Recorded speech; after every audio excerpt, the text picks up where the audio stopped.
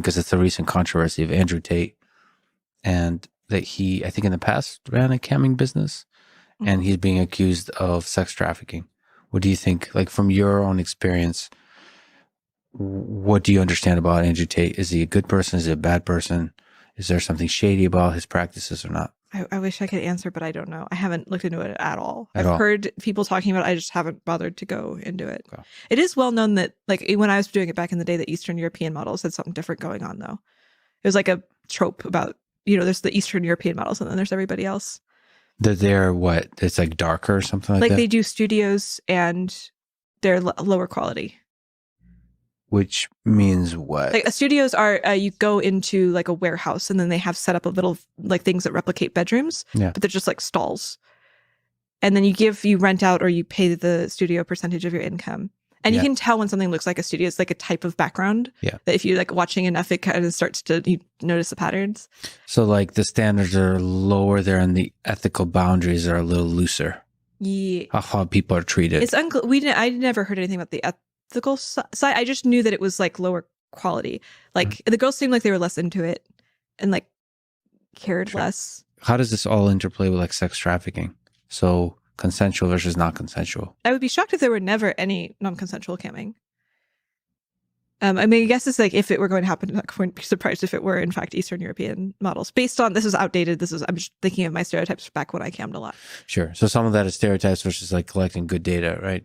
Yeah, I haven't done data on cam girl. It's hard. I mean, it's hard. It's even hard to get that data, right? Yeah, but obviously a really important problem. There's a method that I'm trying that I really like. I designed a survey type, which is like asking people who you know. Yeah. Like, who do you know who's done this? And you tell me like, oh, do you know anybody who's a doctor? Do you know anybody who, has had cancer or like smokes or personally, you mean? Yeah, personally. Just do you know anybody? Yeah. And then if you ask about a whole bunch of things, you can calibrate the responses. So like, that's really interesting. If your population, 20% of them know doctors, and then you know the actual amount of doctors, then you can tell like how this is corresponding. Like, what is the visibility of doctors? So you can reconstruct the graph. Basically, network. yeah. And we can do this with sex trafficking. And of course, people are going to be like, well, sex trafficking is not visible. You don't know those. I'm like, well, then we can ask about other non-visible things that other people don't know that we do have data for, like homelessness or being in jail or like, if you have been like sexually assaulted. A lot of people don't like talking about if they've been sexually assaulted. So you can do a whole bunch of things that are like similarly suppressed in knowledge in some way that we do actually have rates for. And then compare that to the graph when we ask people, do you know anybody who's been sex trafficked? Yeah. So again, this is not perfect. I'm not saying this is ideal. But you can infer things. You can infer things about that graph. But I'm saying we don't have good ways of measuring sex trafficking right now. Anyway, I did a big deep dive into the research that we have on sex trafficking in the Western world. And the actual, like I read the studies and like reports about the studies, and it's really pitiful. We have terrible data.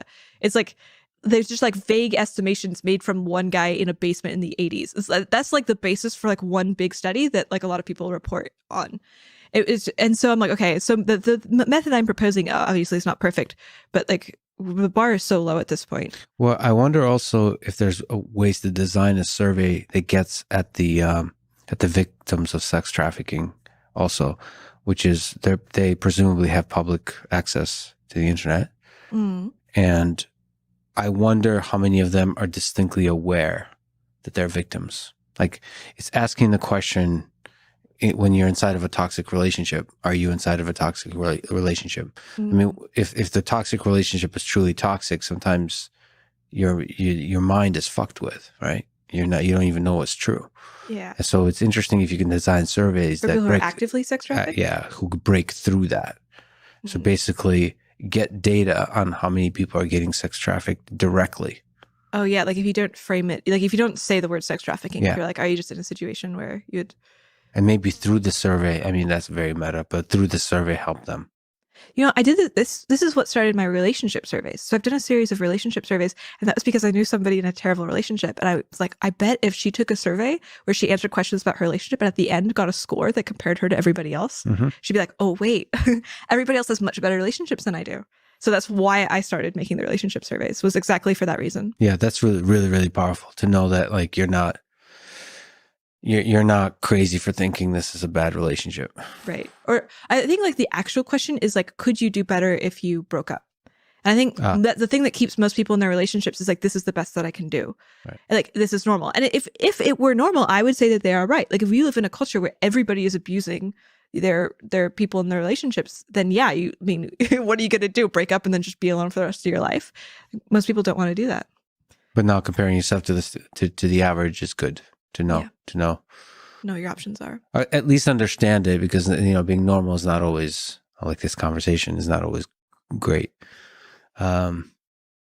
Meaning this conversation is